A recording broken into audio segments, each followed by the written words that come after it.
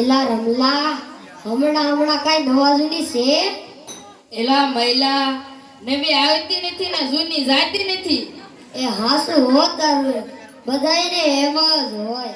ગઈ કાલે મેં મારી પત્નીને ફોન કર્યો. મેં તેને કહ્યું કે તું પિયર ગઈ 10 દિવસ થઈ ગયા, તું તો મને યાદ જ નથી કરતી. મારી પત્ની કહે હોતું હશે એવું કાંઈ, મને સારે બાજુ તમે જ દેખાવશો. તુવેરની દાળમાં, ઘઉંના લોટમાં. સાલું મને તો આંસકો લાગ્યો. હું ધણી છું કે ધનેડું?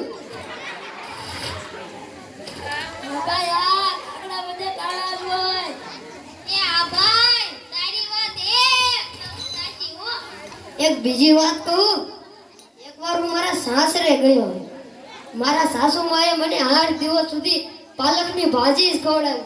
9મા દિવસે કહે જમાઈ રાજ જમવામાં શું બનાવું? મેં તેને કહ્યું મને ખેતર બતાવીને હું જાતે જ સરી લઈશ. લા મહિલા હું પણ એક દિવસ મારા સાસરે ગયો હતો. મારા સાસુમાએ મને 2 દિવસ ગોટે અને બટેટાનું શાક જ ખવડાવ્યું.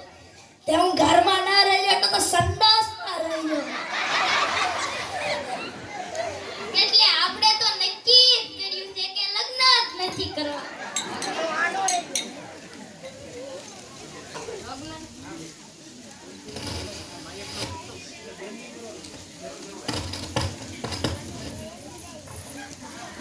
લગ્ન નથી કરવા કે કોઈ દેતું નથી.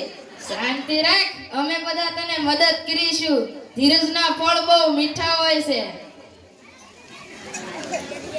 પેલા ભાઈ રમલા, એક વખત તું મારી પત્ની સાથે શાક માર્કેટમાં ગયો તો એ મને કહે કે 2 કિલો લીલા વટાણા લઈ લઉં.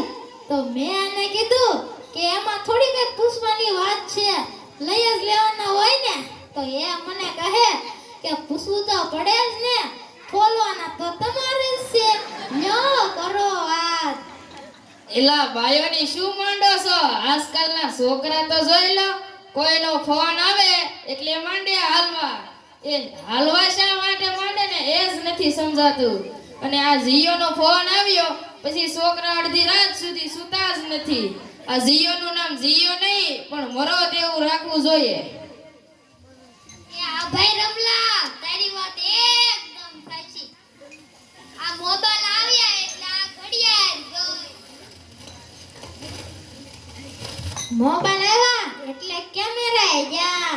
મોબાઈલ આવ્યા એટલે બેટરી કોમ્પ્યુટર બે ગયા. મોબાઈલ આવ્યા એટલે નિરાશ ગઈ. એમાંય જો મોબાઈલ આપણી પત્નીના હાથમાં આવી ગયો તો આપણે ગયા. પૂછી દો આ બધે. મોબાઈલના કારણે છોકરા એટલા બગડ્યા છે કે અંધેરિયા મોકલો તો ગધેડિયા જઈને માવો છોડતો હોય. એક દિવસ મારા મિત્રના છોકરાને મેં પૂછ્યું કે 15 ફળના નામ બોલ. તો એ કહે કે 1 ચીકુ, બીજું સફરજન, ત્રીજું પપૈયું અને 1 ડઝન કેળા. લ્યો થઈ ગયા ને 15. લ્યો કરો વાત.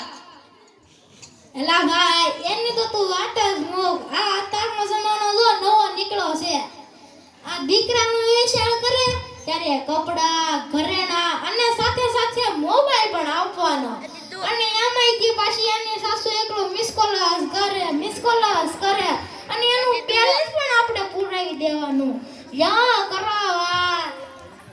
અરે આપણા છોકરાની વાત મૂકો ને તડકે, આપણી વાત કરો ને.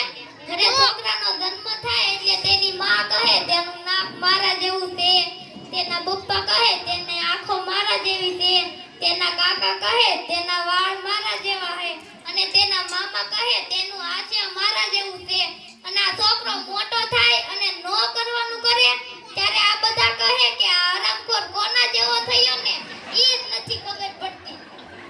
એલા આ બધા તો નવીરા છે. આપણે તો હજી કેટલી કલમો બાંધવાની છે. હાલો હાલો હાલો હાલો. ખૂબ ખૂબ અભિનંદન.